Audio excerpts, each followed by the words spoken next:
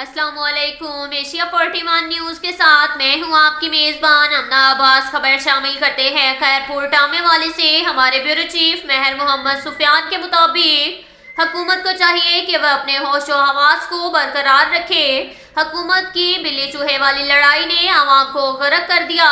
مہنگائی سے تنگ آ کر عوام خودکشی کرنے پر مجبور ہو گئی ہے۔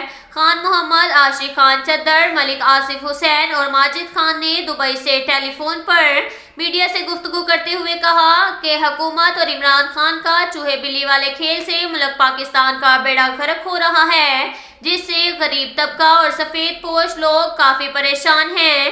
ہر روز خودکشی کے کیسز رپورٹ ہو رہے ہیں۔ حکومت کی بلی چوہے والی لڑائی سے چوری ڈکیتی کی وارداتوں میں بھی اضافہ ہو رہا ہے۔ حکومت کو چاہیے کہ وہ الیکشن کروائے تاکہ عوام کے منتخب کیے ہوئے وزیر اعظم اور وزیر اعلیٰ کا انتخاب ہو سکے تاکہ ملک بدحالی کے اس عالم سے نکل سکے، عوام کو بھی سکھ کا سانس لے سکیں۔